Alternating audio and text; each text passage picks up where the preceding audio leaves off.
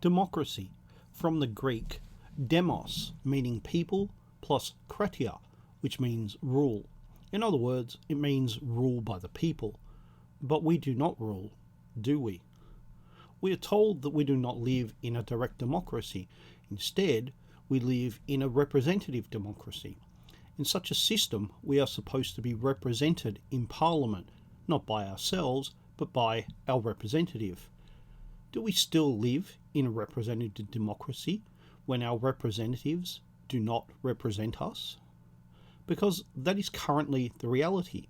Politicians represent their ideology, not you, nor I, nor the electorate that they are supposed to represent. We know our politicians lie, we know we are not represented, but we still play the game. We still pretend that the system works just as it is described. I have come to understand that bipartisanship is a great evil, not a great good. It is portrayed as the diffusing of a political situation. In reality, it is a way to disguise the fact that issues are not being debated, that the big decisions are all made in secret behind closed doors. The more I look at the history of immigration into Australia, the clearer it becomes. Labor decides to introduce mass immigration in 1943. Mass immigration begins in 1947. The Labor and Liberal parties decide that immigration is a bipartisan issue in the same year.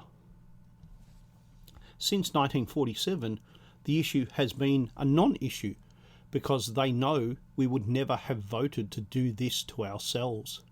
The year might change, the order might change, but this is the reality in every Western country.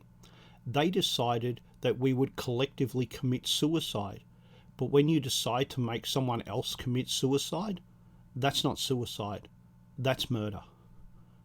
We cannot represent ourselves. We are not represented by our representatives. Democracy is a lie.